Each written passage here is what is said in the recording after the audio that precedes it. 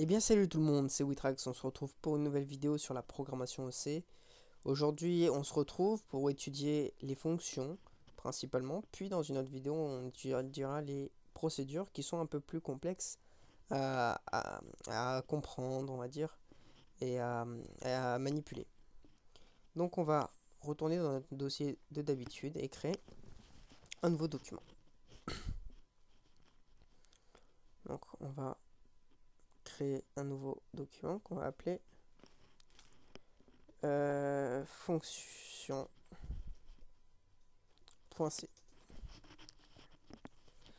On va faire comme d'habitude, intégrer nos bibliothèques de base.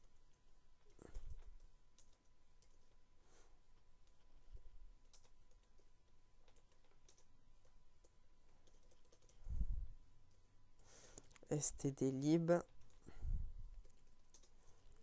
edges include de string.h int main.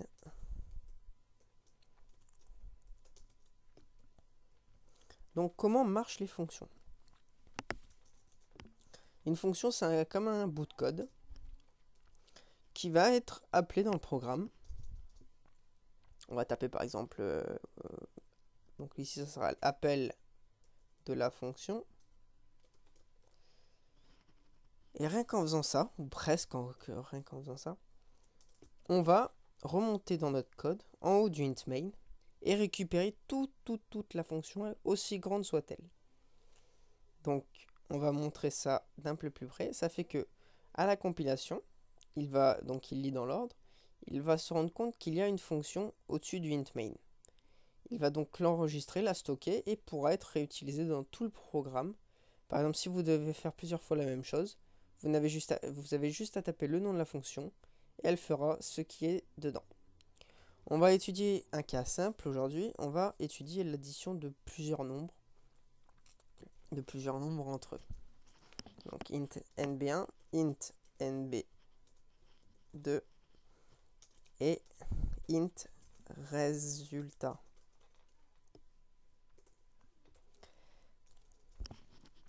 On va demander les valeurs de nb1 et nb2.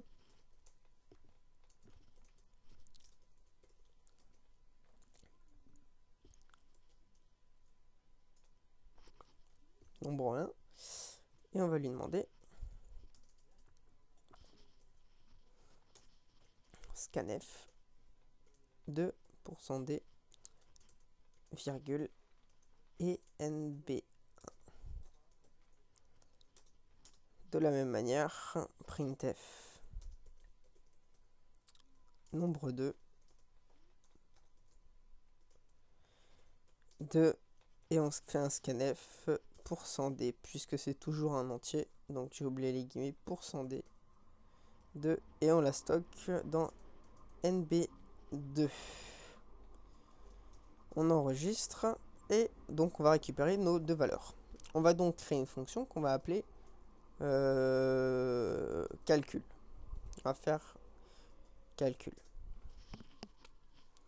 On va mettre en paramètre le nombre 1 et le nombre 2. Ça veut dire que donc la fonction prend en paramètre plusieurs données. Donc plusieurs données de type, enfin de différents types par exemple, hein, ça peut être un entier, un caractère, etc.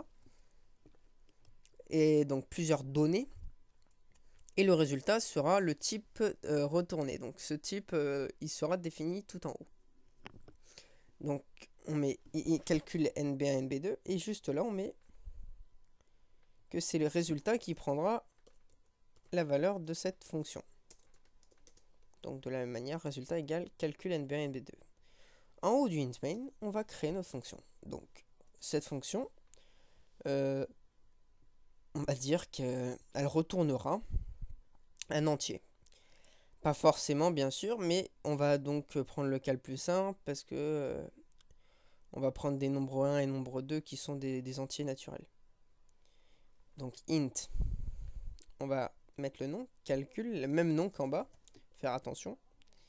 Et on va récupérer le nombre 1 et le nombre 2. On les récupère et on va ouvrir nos accolades. À l'intérieur, on va mettre tout ce qu'on a envie de faire sur le nombre 1 et le nombre 2. Dans un premier temps, on va déclarer ce qu'on appelle un résultat, enfin le résultat, ce qui sera retourné. Je vais l'appeler res. Et on va mettre les autres éléments, à savoir les calculs. Donc on va mettre... donc on va faire un seul calcul hein, pour l'instant. C'est qu'on va faire l'addition. Donc res égale à nb1 plus nb2, point virgule. On a juste à faire un return res et automatiquement il comprendra que ce return res, ce sera résultat qui prendra cette valeur. Donc en faisant ce return res, on va faire comprendre que tout ça, ça va être égal à res en fait. On va voir déjà ce que ça donne à la compilation, etc. Donc enfin cd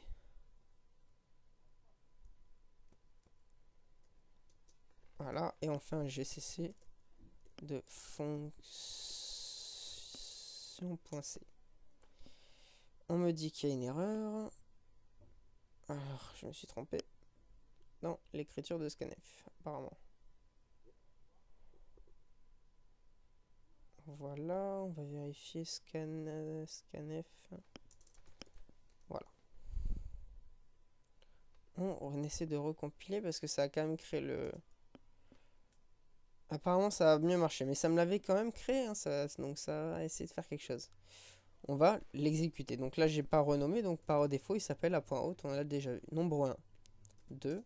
Nombre 2, 4. Martinet. Ah, j'ai pas fait un printf du résultat, désolé. Donc printf. Donc en dessous, on va faire un printf de résultat. Printf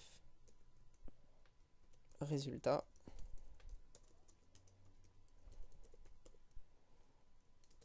Égale %d résultat. Normalement, c'est nickel. Entre temps, on va faire un printf de res. %d. On va mettre un anti-slash n, comme ça il y a un saut à la ligne. Et on va faire un printf de res. On va voir ce que ça donne dans notre compilateur. Nombre 1, 4. Nombre 2, 2. Et le résultat est bien 6. Donc voilà, on a le 6 du res et le 6 du résultat. On voit bien que notre res a pris la valeur 6. Et qu'en faisant le return res, on a donné cette valeur à résultat. On va revoir. Donc, je vais mettre un petit anti-slash n. Donc, on réexplique le code tout doucement. On a le code de d'habitude, avec son int main qui est ici. On déclare le nombre 1, le nombre 2, le résultat, un entier qu'on va appeler résultat, donc qui va ensuite récupérer la valeur de la fonction. On demande le nombre 1, le nombre 2, on les récupère et on les stocke dans nombre 1 et nombre 2. Puis donc, comme je vous l'ai dit, résultat va récupérer la valeur de la fonction ayant pour paramètres nombre 1 et nombre 2. Donc ça fait qu'en faisant ça, on envoie nb1 et nb2 tout en haut, là-haut, et on les récupère de la même manière en écrivant nb1 et nb2. Donc, faire attention, donc une fonction, on définit le type d'entrée, le type de sortie de la fonction. Ici, ça serait un int. Si j'avais mis un float, on va le voir tout de suite, normalement, ça devrait faire une erreur. Peut-être qu'avec un float, on va peut-être pouvoir l'éviter, mais... Ah, déjà, je l'ai... Apparemment, non, ça, il a bien pris. Donc, il l'a bien pris. Voici. Attendez, j'ai perdu mon code. Enfin, je l'ai perdu. Hop. Si je mettais un quart ici.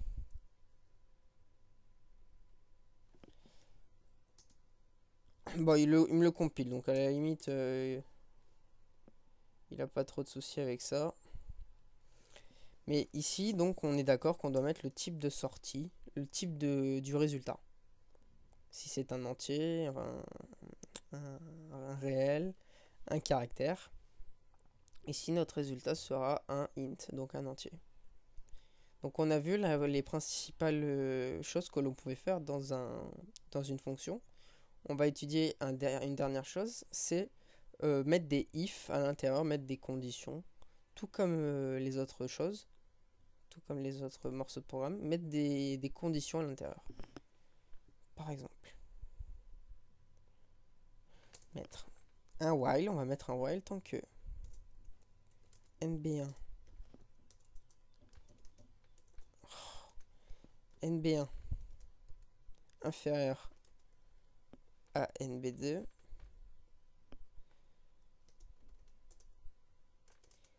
nb1 plus plus. Donc tant que nb1 est inférieur à nb2, nb1 plus plus. Jusqu'à ce que nb1 vale nb2. On va faire un printf de nb1.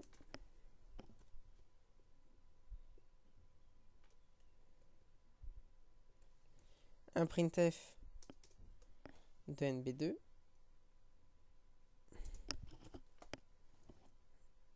Et on va voir ce que ça donne. Donc,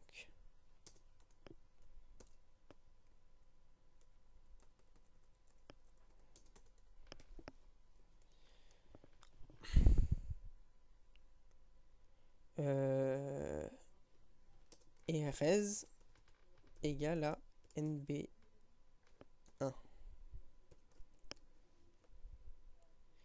À la fin, on va faire des return res. Donc, res égale à nb1, c'est bien ça. On va recompiler et on va refaire. Nombre 1, 4. Nombre 2, 18. Et on voit bien que tant que le nombre 1 n'était pas égal au nombre 2, le nombre 1 s'incrémentait bien jusqu'à atteindre 18. J'ai fait un printf donc de nb1, un printf de nb2, et le résultat a pris la valeur nb1 comme à cette ligne. Ici, res égale nb1. Donc on a bien donc on a pu mettre un while, ou on aurait pu mettre n'importe quoi d'autre à l'intérieur de notre fonction. Donc ici est notre fonction, et on peut en faire appel à chaque fois. Par exemple, si on a des nouveaux nombres, on a juste à mettre addition, calcul par exemple. Là j'aurais mis nb5 et nb6 par exemple. Donc il suffit juste de changer la valeur des paramètres, et la fonction refait exactement la même chose. Ici, le nombre qui est ici aurait pu être n'importe quoi. J'aurais pu mettre Coco ou Bobo. Voilà. J'aurais pu mettre n'importe quoi. Vous allez voir que ça va se compiler. C'est juste une façon... Alors là...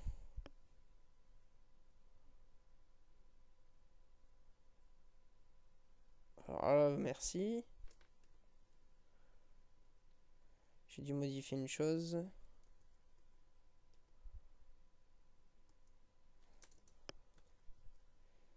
On va essayer. Normalement, ici, j'ai beau mettre n'importe quoi, ça n'a aucune importance.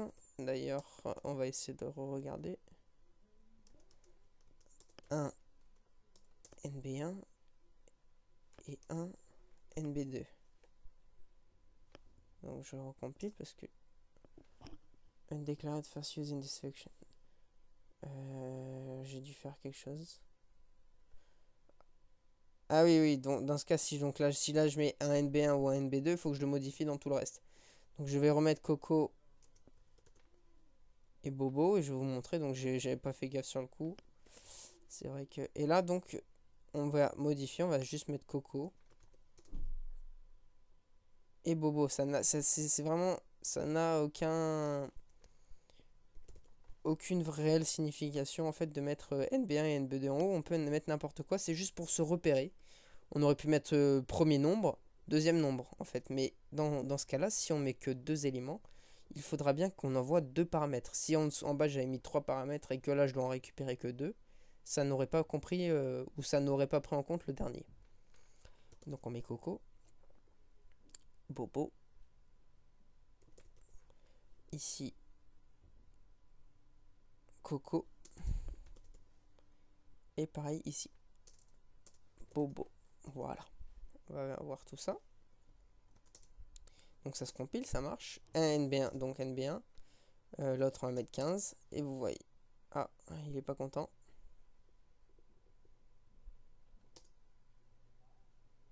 Donc résultat égale 4.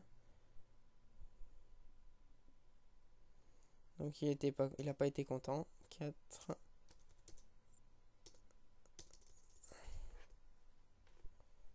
Bon, malgré tout, il a pas l'air d'être content de le fait de mettre Bobo.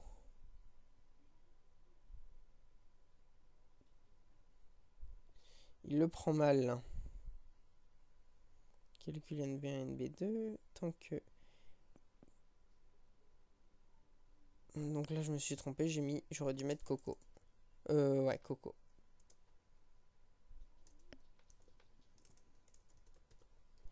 C'est pour ça qu'il était pas content. Donc 4, 15. Et là, vous voyez que ça marche de la même manière que tout à l'heure. J'ai juste fait une erreur. Le fait de mettre deux noms qui sont quasiment identiques, ça a tout chamboulé. Donc c'est juste indicatif. On aurait pu mettre n'importe quoi ici. Mais faut faire attention à l'ordre, puisque l'ordre d'envoi des paramètres, c'est l'ordre de récupération des paramètres. Donc en commentaire, vous mettez bien. Ici, c'est récup. Enfin, même on peut les faire comme ça, les commentaires. Récup des paramètres.